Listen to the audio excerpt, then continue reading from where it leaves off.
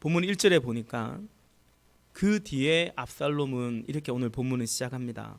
그 뒤에, 그러니까 무엇의 어떤 일의 뒤라는 걸까요? 앞에 걸 봐야겠죠. 바로 앞에 구절을 보면 될 것 같습니다. 14장 33절에 보니까 그래서 요압이 왕에게 나아가서 이를 상세히 아뢰니 왕이 압살롬을 불렀다. 압살롬이 왕에게 나아가서 왕 앞에서 얼굴이 땅에 닿도록 절을 하자 왕이 압살롬에게 입을 맞추었다. 다윗 왕이요, 그의 아들 압살롬에게 입을 맞추었습니다. 바로 그 뒤에 일어난 일입니다. 우리 지난주에 이 말씀을 보았기 때문에 다윗 왕이 압살롬을 맞아주고 그의 입에 입을 맞추었다라는 것이 무엇을 의미하는지 알지요. 다윗이 자신의 장남인 암논을 죽인, 그러나 또 다른 아들이기도 한 이 압살롬을 그리워는 하지만 그러나 용서가 되지 않는 거죠. 결국 그러나 자식이 뭔지요, 아버지 다윗은 이 압살롬을 맞아들이고 그의 입에 입을 맞추었습니다. 용서했다, 받아들였다라는 의미입니다. 그런데 그 뒤에 압살롬은 그 후에 아버지 다윗 왕을 반역하고 있습니다. 12절에 분명히 기록하고 있습니다. 반란이라고 기록하고 있습니다. 아니, 자신을 용서해준, 자신에게 다시 기회를 준 아버지에게 어떻게 그럴 수가 있을까요? 그죠? 우리를 용서해 주신 하나님께 때로 우리는 어떻게 그럴 수가 있을까요? 나를 위해 죽으신 예수님, 그분이 이제 나의 주님이라고 하면서 어떻게, 특히 결정적일 때 여전히 내가 그만 주인이 되고 마는 걸까요? 여러분, 압살롬과 여기 다윗은 분명 성경에 기록되어 있고 그 역사 속에 등장한 살았던 사람입니다. 인물입니다. 그러나 또 다른 각도로는 이것은 또 영적인 실체를 상징한다고도 볼 수 있습니다. 다윗 왕은 그가 하나님이 아니라 그 왕이라는 그 권위가 왕이신 하나님의 권위를 상징하는 거고요. 또 다윗에게 도전하고 반역하는 압살롬은 하나님께 도전했던 사단을 상징하는 것이고요.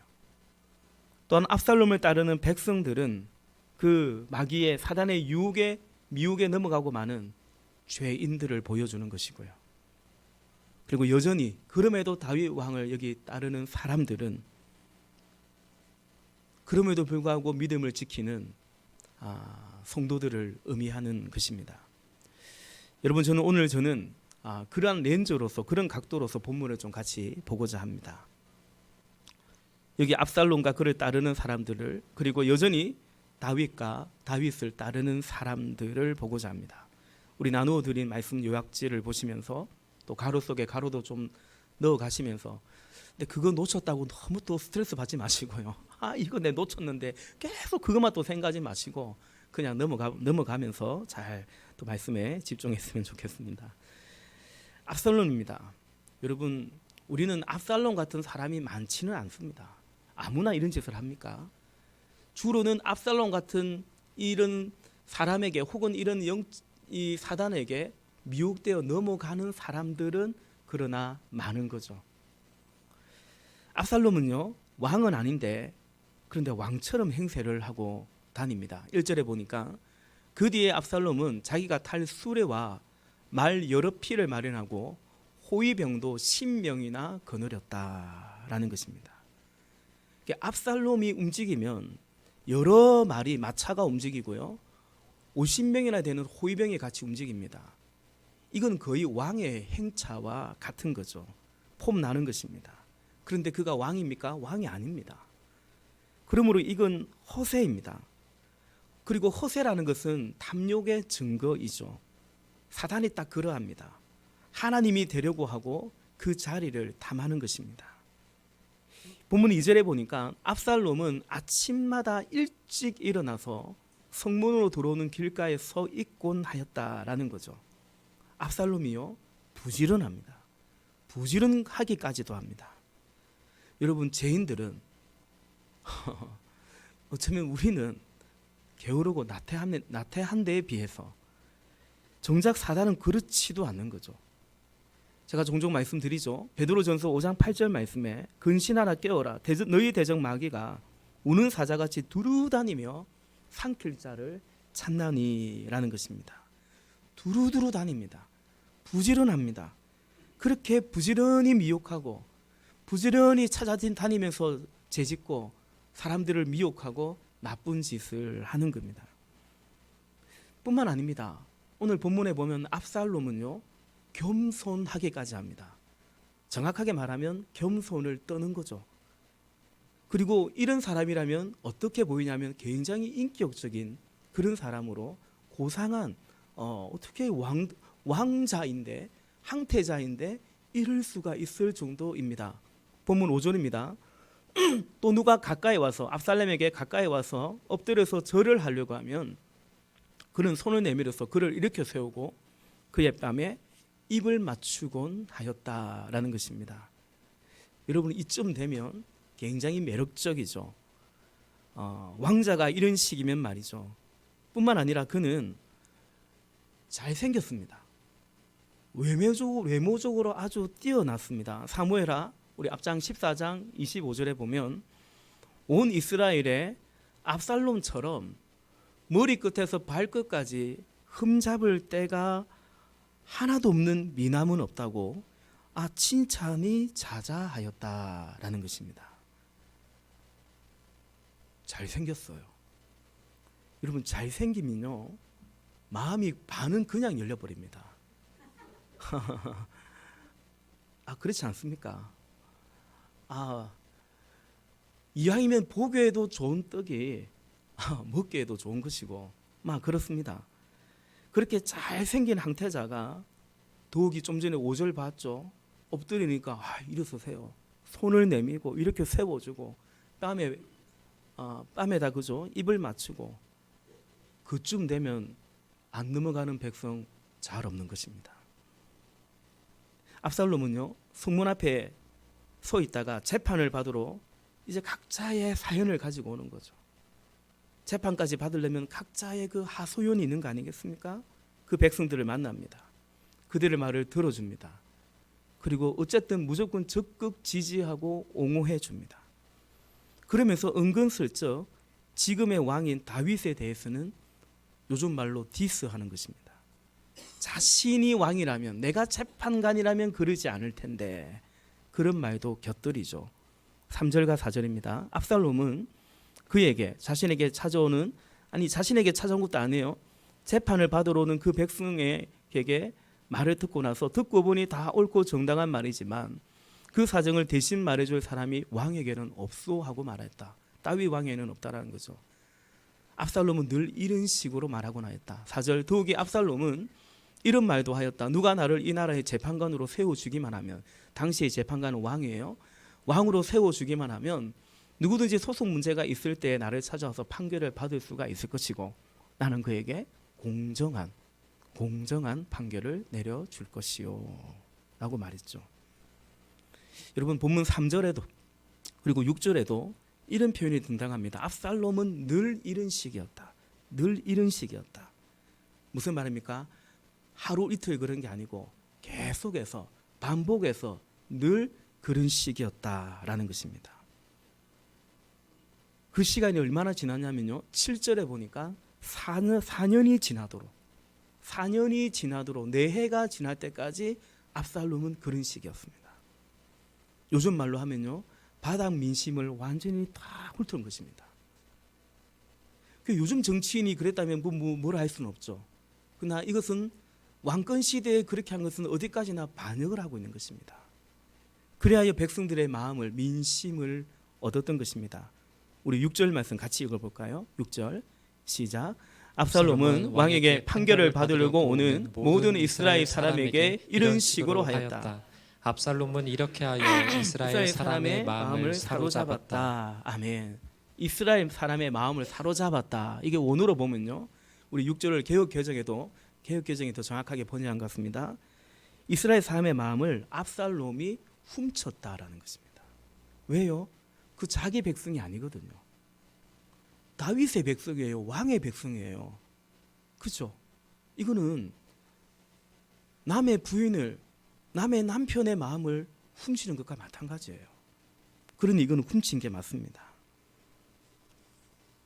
이런 식으로 그러자 넘어가는 사람들이 어쨌다는 겁니까? 점점 많았다라는 것입니다. 13절에 보니까 이스라엘 백성의 마음이 모두 압살롬에게 기울어졌습니다 라는 것입니다. 그 압살롬을 따르는 사람들을 한번 보십시다. 그들은 곧 자기 욕심에 미혹되는 죄인들을 보여준다라는 것입니다. 압살롬은 성문 앞에 있다가 재판받으러 오는 사람들의 말을 들으면 항상 어떤 말을 했냐면 듣고 보니 당신이 옳소라고 말했습니다. 그게 2절과 3절입니다. 여러분, 압살롬이 백성들의 마음을 훔치기에는, 미혹하기에는 그 말이면 충분했습니다. 그런데 여러분, 사실 그러면 되는 겁니까? 아니죠. 왕이라면, 재판관이라면 한쪽 말만 듣고 판단해주면, 판결하면은 그건 안 되는 것입니다. 한쪽 말만 듣고서 옳고 그름을 말하는 것이란 것은 이미 틀린 것입니다. 그렇지 않습니까? 그렇지 않습니까? 그러나 과연 그럴까라는 것입니다. 흔히들 공의와 공정에 대해서 말하죠. 그러나 과연 결정적인 것이, 우리 각 사람에게 결정적인 것이 공의이고 공정이겠냐라는 것입니다. 나의 입장과 이해득실과 유불리가 결국은 사실은 결정적일 때가 많습니다. 우리가 어떤 국회의원을 뽑는다, 대통령을 뽑는다 했을 때 우리 민족의, 우리나라의 미래를 볼 때 저 사람이 바른 사람이고 옳은 사람인 것 같다고 생각해서 투표를 하죠. 그런데 그 후보 중에 어떤 사람이 우리 동네 발전시켜주고 우리 집값, 우리 땅값 올려준다라고 생각하면 어떨까요? 뭐 민족의 미래고 뭐고 별로 중요하지 않습니다. 고마 그 사람 딱 찍을 때가 많죠.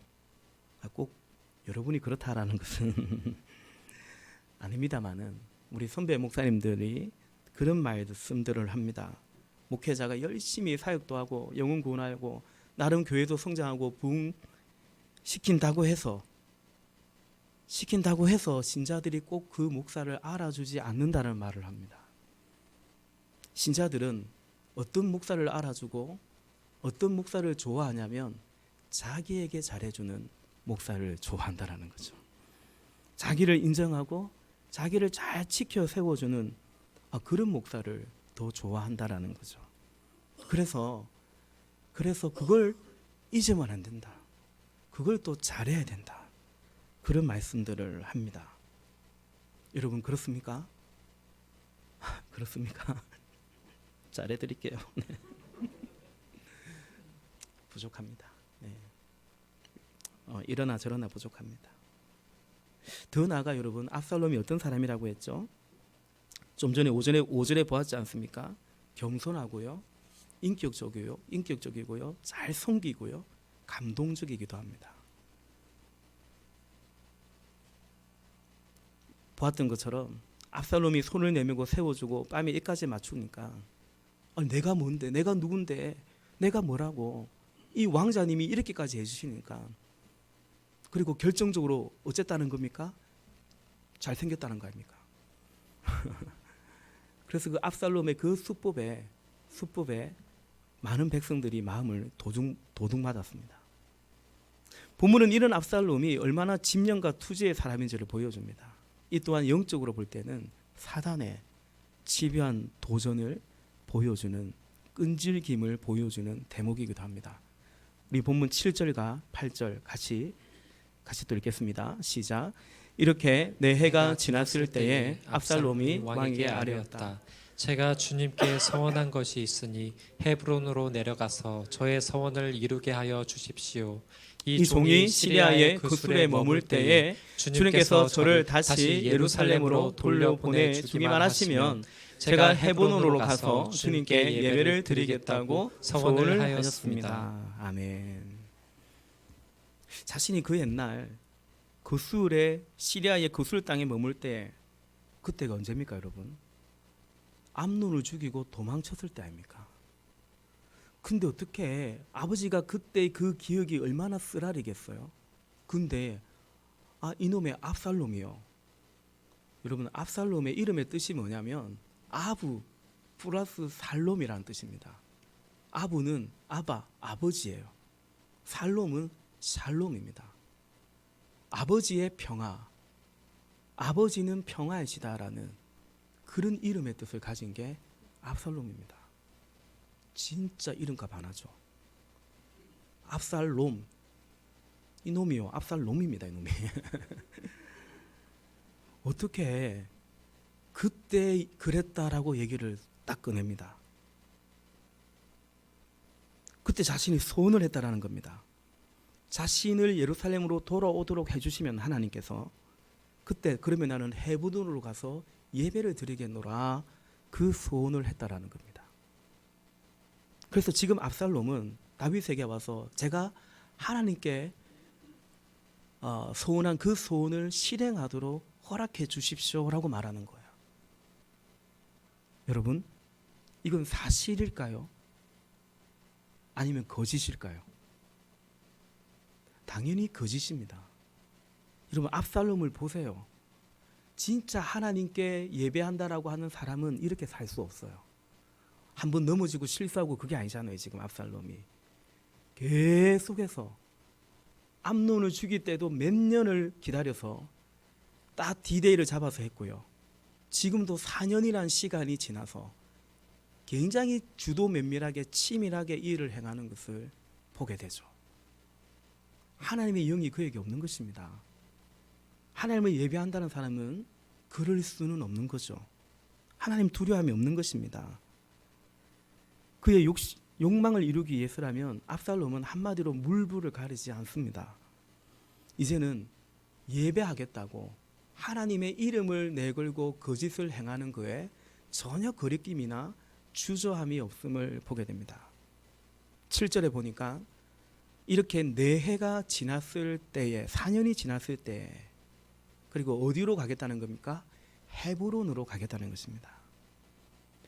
여러분, 이 4년이라는 시간, 헤브론이라는 장소, 그리고 예배하겠다라는 그런 방식 등등에 이 압살롬은요 매우 주도 면밀합니다. 그는 성급히 행동하지 않습니다. 앞서 암논을 죽일 때도 2년이라는 시간을 기다렸다가 디데이를 잡았지 않습니까? 그리고 이제 이 더 큰 거사를 위해서는 기꺼이 훨씬 더 많은 시간을 준비합니다. 집요하죠. 사단은 집요합니다. 그러므로 우리는요 영적 긴장을 풀어서는 안 되는 것입니다. 그런데 왜 헤브론일까? 왜 이미 수도인 예루살렘이 아니라 왜 헤브론으로 가서 거기서 예배한다고 하고 결국 거기서 왜 이 압살롬이 자신의 왕인 걸 선포하는가라는 거죠. 여러분, 우리가 사무엘하 말씀을 계속 보았죠. 헤브론은 통일왕국 이전에 유다 지파에 의해서 다윗이 왕이 되었는데 바로 그것이 헤브론이었습니다. 그리고 압살롬은 다윗이 왕에 오르고 나서 태어난 첫 번째 아들입니다. 압살롬은 그 헤브론에서 태어난 왕자였습니다. 자신의 출생지죠. 그런데 다윗이 통일왕국의 왕이 된 이후에 천도를 하죠. 예루살렘으로 수도를 옮깁니다. 그것은 통일왕국을 통치하기에, 남북을 다 아우르며 통치하기에 적절하고 필요한 조치였던 것입니다. 그러나 헤브론 사람들의 마음은 어땠을까요? 알지만 한편으로는 서운했을 것입니다. 여기서 우리가 왕으로 세웠는데 마치 우리는 그냥 이제 별로 중요하게 생각하지 않는 것처럼 이제 통일왕국에 되었다고 해서 헤브론을 그만 떠난 이 다윗 왕에 대해서 백성들은 그 왕을 사랑하는 마음도 있지만 한편으로는 서운함도 있는 거죠. 애증이 있는 것입니다. 그리고 또 이 헤브론은요, 그 옛날 아브라함이 제단을 쌓았던 곳입니다. 영적으로도 의미가 있는 곳이에요. 그리고 어쨌든 다윗 왕국의 첫 수도였고 또 압살롬 자신의 출생지였고 한편으로는 다윗에게 어떤 면에서는 서운함도 있었던 바로 그곳 헤브론으로 내려가서 압살롬은 반역을 시도했던 것입니다. 아주 전략적인 선택이고 고도의 정치적인 행위였던 것입니다. 10절에 그런 압살롬은 이스라엘의 모든 지파에게 첩자를 보내어서 나팔 소리가 나거든 압살롬이 헤브론에서 왕이 되었다고 외치라고 하였다. 압살롬이 이제 왜 이렇게 했냐? 압살롬이 자신감이 생긴 거죠. 자신을 따르는 백성들이 이제 많다라는 그 자신감을 가지게 된 것입니다. 그 가운데 자신을 따르는 백성들 가운데 12절에 보니까 아히도벨 같이 적극적인 가담자가 있고요. 그런가 하면 11절에 등장하는 200명의 손님들처럼 뭣도 모르고 헤브론으로 그냥 초대받아서 내려가서는 그만 이 뭡니까 압살롬을 따를 수밖에 없는 자들도 있었습니다. 여러분, 그래요. 예수님을 십자가에 못 박아 죽일 때에도 선동하는 자가 있었고요. 오히려 그들은 소수였습니다. 그러나 대다수의 사람들은 자기가 하는 말이 무엇인지 모르고 옆에서 외치니까 그냥 따라 소리 지는 자들이 더 많았습니다. 사도행전에서 에베소든 어디 고린도에서든 바울에게도 사람들은 그러했다라고 성경은 기록하고 있죠. 왜 모였는지도 모르는 사람들이 더 많았다라는 것입니다. 여러분, 그렇습니다. 사단은 말로 속이고 말로 넘어뜨립니다. 사단에게 넘어가는 자도 결국은 다른 게 아닙니다. 말에 속아 넘어가는 것입니다. 그러므로 여러분, 우리가 신앙생활을 해갈 때에 누군가의 말을, 특히 누군가를 비방하는 말을, 우리의 형제를 비방한다든지 우리의 목자 목녀님을 비방한다든지 주의 교회를 비방한다든지 영적인 리더를 비방한다든지 그런 말에 쉽게 넘어가면 안 됩니다. 영혼이 팔려버릴 수 있습니다. 그리고 나의 의도는 아니어도 결국 주님의 나라 주의 교회를 어지럽힐 수 있다는 사실을 우리는 경계해야 되는 것입니다. 우리 11절 말씀 같이 볼까요? 11절 같이 읽겠습니다. 시작. 그때에 200명이 압살롬과 함께 예루살렘에서 헤브론으로 내려갔다. 그들은 손님으로 초청받은 것일 뿐이며 압살롬의 음모를 전혀 알지 못한 채로 그저 따라가기만 한 사람들이었다. 아멘. 이들은 초청받아 헤브론으로 간 거예요. 왕자님이 초청하는데 다윗이 허락한 자리인데요, 그 자리가. 그런데 거기서 압살롬이 반역을 해버리는 것입니다. 그러면 그 초대받은 200명이 어떻게 할까요? 난 아니요. 나는 이 결의에 반대요. 나는 이럴 줄 모르고 왔어라고 돌아갈 수 있습니까? 못 돌아갑니다. 그러다가 죽임을 당하는데요. 어쩔 수 없이 그게 그냥 같이 있는 겁니다. 여러분, 압살롬에게 필요한 건요, 꼭 필요한 것은 자신에게 막 충성하는 사람만 아닙니다. 이른바 새 모리가 필요한 겁니다. 200명이 있으면 좋은 겁니다. 이들이 나를 정말 충성하든 알든 모르든 상관없습니다. 이제 이들은 어디 가지 못하고 여기에 같이 있다는 거. 사람들이 보기에는 그 많은 사람도 압살롬에게 동조하게 비춰지는데 압살롬은 그걸 노린 것입니다. 결국 이들은 압살롬에게 이용당하고 만 것이죠. 그러나 물론 명확히 다윗 왕에게 반역하여 압살롬의 편에 선 사람도 있습니다. 그가 바로 12절의 아히도벨입니다. 아히도벨은 다윗의 참모라고 12절에 분명히 기록하고 있습니다. 이 사람은 영향력이 있는 사람입니다. 지략가입니다. 제갈 공명 같은 사람입니다. 이 사람 때문에 압살롬을 따르는 자도, 아히도벨 때문에 압살롬을 따르는 자도 분명 있었을 것입니다. 그래서 아마도 성서학자들은 압살롬과 아히도벨 사이에는 모종의 거래가 있었을 것이다라고 충분히 그렇게 보죠. 이렇게 압살롬의 반역이 성공하는 것만 같습니다. 이제 다윗은 어떻게 해야 됩니까? 본문에 등장하는 다윗은 어리석은 왕이요, 그러나 참 다행스럽게도 깨닫는 왕입니다. 먼저 우리 9절을 볼까요? 본문 9절 같이 보겠습니다. 시작. 왕이 그에게 평안히 다녀오라고 허락하니 압살롬은 곧바로 헤브론으로 내려갔다. 아멘. 아버지 다녀오겠습니다. 제가 소원한 게 있습니다. 예배하러 가겠습니다. 하니까 잘 다녀오라고, 평안히 다녀오라고. 여러분, 계속해서 다윗은 아들을 몰라도 너무 모르는 그런 어리석은 왕이요 아버지임을 보게 되죠. 그런데 여러분, 주님의 도우심이기도 분명하겠죠. 다윗은 위기 때의 진가를 발휘하는 사람임을 우리는 보게 되죠. 그는 곧바로 상황 파악을 합니다. 깨닫는 왕입니다.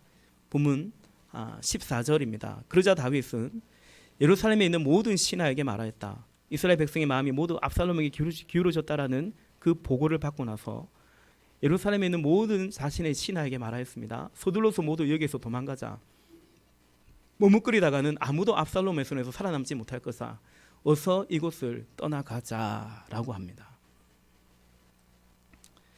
그리고 그렇게 급히 도망갈 때에 다윗은 가드에서부터, 이 가드는 블레셋이 도시국가인데 그 블레셋의 5대 도시 중에 하나가 가드입니다. 다윗이 사울 왕 때문에 도망 다닐 때 마지막에 어디로 피신했냐면 가드 왕 아기스에게 피신을 했습니다. 그리고 있다가 다시 돌아와서 헤브론에서 나라를 세우게 되죠. 사무엘하 1장은 그렇게 시작하죠. 근데 그 가드에서부터 다윗을 따랐던 600여 명의 군사들이 있었다라는 거죠. 다윗은 급히 도망가다가 이들을 보게 됩니다. 멈춰서고 다윗은 이들을 주목합니다. 그리고 그 가운데 장군이었던 이때라는 사람에게, 이때라는 사람에게 나를 따르지 말고 살 길을 찾아가라고 합니다. 당신들은 이스라엘 백성도 아닌데 이 망하는 왕을 따라서 그러다가 같이 변을 당하지 말고 당신들은 당신의 길을 찾아가라고 진심으로 축복을 하는 것을 보게 되죠. 우리 19절과 20절의 말씀입니다. 왕이 가드 사람 이때에게 말하였다. 어찌하여 장군은 우리와 함께 가려고 하오. 돌아가 있다가 새 왕을 모시고 지내도록 하시오. 장군은 외국인이기도 하고 장군의 봉고장을 두고 보더라도 쫓겨난 사람이니 그렇게 하시오. 장군이 온 것이 바로 엊그제와 같은데 오늘 내가 그대를 우리와 함께 떠나게 하였어야 되겠소. 더구나 나는 지금 정처 없이 떠나는 사람이 아니요. 어서 장군의 동족을 데리고 돌아가시오. 주님께서 은혜와 진실하심으로 장군과 함께 계셔 주시기를 바라오. 아멘. 여러분, 다윗은 참 위기 때에 주님을 바라보고 그리고 그 주님의 성품으로 이렇게 약자를 돌보는 거죠. 간용하고 배려하는 것입니다. 그 주님의 성품을 드러내는 왕이라는 사실을 우리는 보게 됩니다. 믿음이란 그런 것 같습니다. 마지막으로 6번째, 그런 다윗을 이미 대세가 판세가 기울어져 가지만 그러나 엄연히 여전히 왕인 이 다윗 왕을 따르는 백성들을 보고자 합니다. 첫 번째로 왕의 신하들이 있죠. 15절에 보니까 이 종들은 그대로 다윗 왕을 따르겠습니다라고 다윗에게 고백한 사람들입니다. 두 번째는 좀 전에 설명해 드린 것처럼 이방인 그 블레셋 용병 부대, 특별히 그 부대의 장군인 이때를 우리는 보게 됩니다. 21절 말씀 같이 볼까요? 21절 시작. 그러나 이때는 왕에게 대답하였다. 주님께서 확실히 살아계시고 임금님께서도 확실히 살아계심을 두고 맹세합니다만 그럴 수는 없습니다. 임금님께서 가시는 곳이면 살든지 죽든지 이 종도 따라가겠습니다. 아멘. 임금님께서 가시는 곳이면, 오늘 설교의 제목을 바로 이때 이 고백을 따봤습니다. 왕이 가시는 곳이면 이 종도 따라가겠습니다 라는 것이죠. 살든지 죽든지 왕이 가시는 곳이면 왕의 종인 저 역시도 따라가겠습니다 라고 말합니다. 말씀을 맺을까 합니다. 다윗의 백성인데요, 근데 자신에게 잘해준다고, 자신의 마음에 든다고 해서 압살롬을 따라간 그 백성들은 압살롬을 새 왕으로 모신 것 같지만 그렇지 않습니다. 사실은 자신이 왕일 뿐입니다. 반대로 왕이 처한 절대절명의 위기 속에서 그 왕을 따르는 백성들도 소수이지만 분명히 있습니다. 그가 왕이라서, 나는 그 왕의 백성이라서 따르는 것입니다. 지금 이 왕을 따르는 것이 나에게 어떠한지, 유리한지 불리한지 그것 때문이 아니죠. 그는 나의 주군이요, 나의 왕이요. 그리고 나는 왕의 백성이요, 종이기 때문에 왕을 따르는 것입니다. 과연 누가 왕의 백성인지, 진정 누가 왕의 종인지 감별되는 장면이죠. 사랑하는 성도 여러분, 우리 신앙의 여정에도 분명히 그럴 날이 있습니다. 고난의 때에 충성함이 믿음인 줄로 믿습니다. 그런 믿음이요, 그런 인생이기를, 그런 교회가 되기를 주님의 이름으로 축원합니다. 우리 함께 찬양하시겠습니다.